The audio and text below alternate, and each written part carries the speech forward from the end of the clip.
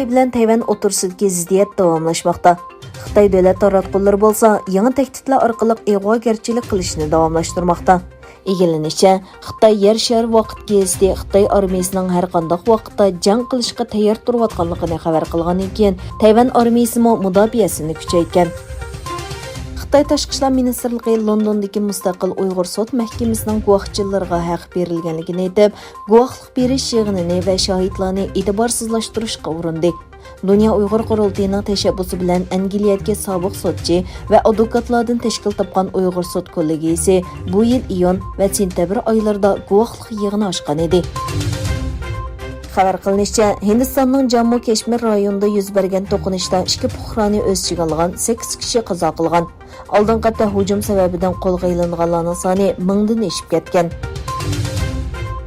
Germaniya bosh ministri Merkel Yevropaning o'rtaq ovoz chiqargandilar, ondan Xitoyning bosh ko'tarishini to'sib qola olmaydiganligini bildirib, Yevropa davlatlarini ittifoqlikni texmo kuchaytirishga chaqirdi. Reuters agentligining xabarida bildirilishicha, Germaniya bosh ministri Angela Merkel yuqorqi so'zlarni Ispaniyada bir mukofot turini qabul qilgandan keyin aytgan. Egilanishicha, Qozog'istonning Olmuta rayonidagi Balkash ko'lining janubidagi xususiy ish uchun ushgan Cessna 182 tiplik yenik motorliq aeroplan uchish jarayonida tushib ketgan. Vaqada o'lish yoki yaralanish bo'lmagan, lekin aeroplan butunlay ishlatkili bo'lmaydigan holga kelgan. Yana bir tarafdan, Germaniyaning Baden-Württemberg shtatida tik uchar tushib ketish sababidan 3 odam qazo qilgan.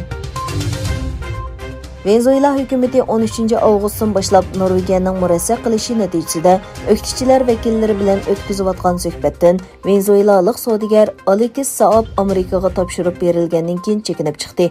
Hukumat va o'qituvchilar vakillari 17 oktyabr Meksikaning sohibxonligida suhbatni davomlashtirmoqchi bo'lgan. Lekin venezuelalik savdogar Saab Afrika oroli davlati Cabo Verde tarafidan Amerikaga qaytarilgandan keyin suhbat uzilib qolgan.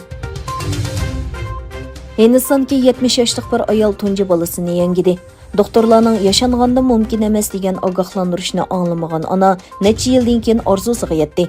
Egilanishicha, 70 yoshlik Jivonbin Rabari va 75 yoshlik yo'ldoshi Maldxari to'y qilganiga 45 yil bo'lgan.